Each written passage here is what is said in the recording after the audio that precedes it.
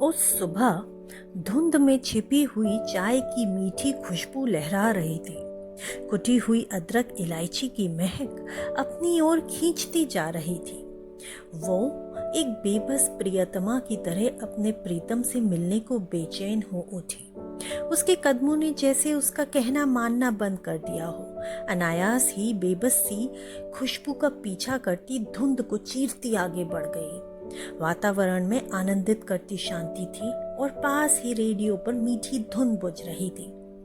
लग जा गले कि फिर ये रात हो न हो, शायद इस जन्म में मुलाकात हो न हो।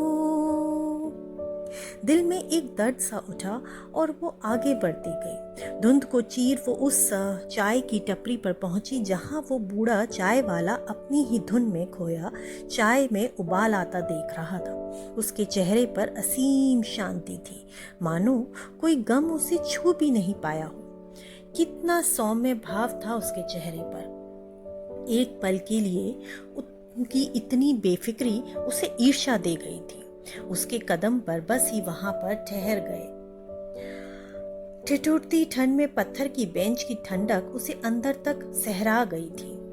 बाबा, एक बढ़िया अदरक इलायची वाली चाय बना दो, और हाँ, चीनी मत डालना। ये कहकर वो वहीं पत्थर की बेंच पर बैठ गई जिसे एक तरफ से टूटे पेड़ की ठूट ने संभाला था और दूसरा आड़े टेढ़े पत्थरों के ऊपर रखा गया था। साथ में रखा प्यारा सा गुलदान अपने नारंगी फूलों से महकता इतरा रहा था। यादों के धुएं उसके मानस पटल पर गहरा गए। एक धुंधली सी याद सीधे उसके हृदय को भेद गई। उस दिन भी ऐसा ही गहरा को रहा था। वो झूले पर बैठी ग्रीन टी का आनंद ले रही थी और सामने मुंडेर पर रखे मिट्टी के बर्तन से चिड़ैया पानी पी रही थी। पास ही गमले में खूब सारे टमाटर के फूल मुस्कुरा रहे थे, जैसे उसे दावत दे रहे हो। चारों तरफ बहुत ही सुकून वाली शांति थी। अचानक जैसे किसी सुनहरे सपने से जाग आती उसे झंझोरती घर के अंदर से टेलीफोन की घंटी घनघनाई। अजीब बात है, लैंडलाइन पर आजकल कौन फोन करता है, वो भी इतनी सुबह। वो भागती हुई अंदर गई और फोन उठा लिया। क्या? लंबी चीख के साथ उसका फोन हाथ से छूट गया और दूसरी तरफ वो थम से वहीं ठंडी जमीन पर मूर्छित हो गई। एक ही पल में उसकी पूरी दुनिया उजड़ गई थी।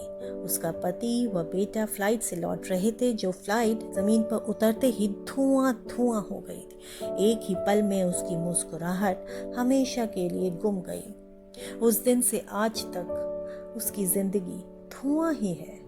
धुआं हट ही नहीं पा रहा है।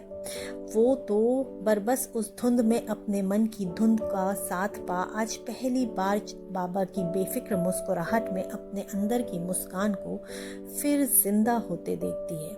एक हल्की सी मुस्कान के साथ फीकी चाय भी आज मीठी लग रही थी। आँख के छोर से गरम नमकीन बूंद टपक गई और वो अंदर तक मुस्कुरा गई। जिंदगी ऐसी ही है, थोड़ी मीठी तो थोड़ी फीकी, है ना।